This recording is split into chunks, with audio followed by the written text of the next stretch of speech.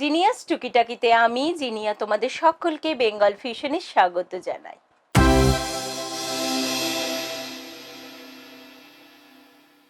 ছোট্ট সমস্যা ছোট্ট সমাধান।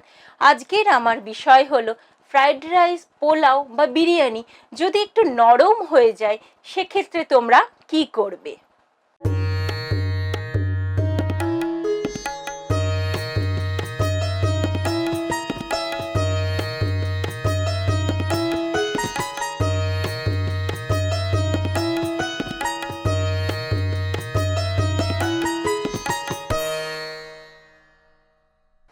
অনেক সময় আমাদের ফ্রাইড রাইস, পোলাও বা বিরিয়ানি রান্না করতে গিয়ে একটু নরম করে ফেলি।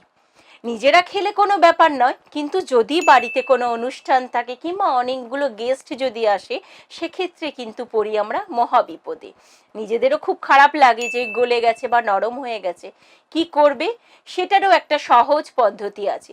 যখন তোমার ওই খাবারটা রেডি হয়ে গেল, যেই দেখলে একটু নরম হয়ে গেল, তখন ছড়ানো জায়গার মধ্যে সেটাকে ঢেলে দাও।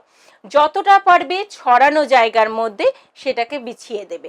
তারপর পাখা চালিয়ে একটু ঠান্ডা করতে দাও।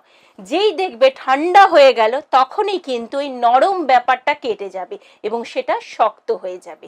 কিন্তু তোমরা যদি এইভাবে না বিছিয়ে দাও, না যদি সেটা পাখার হাওয়ায় ঠান্ডা করো, তাহলে গরমের ভাপে আরও কিন্তু নরম হয়ে যাবে।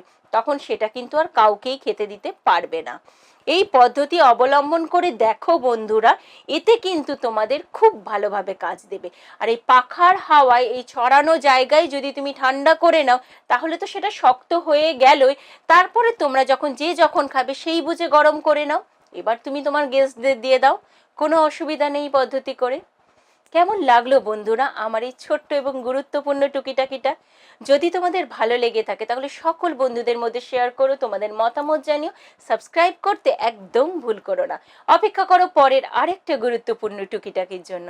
আজকে আমি জিনিয়া এখানেই শেষ করছি। নমস্কার।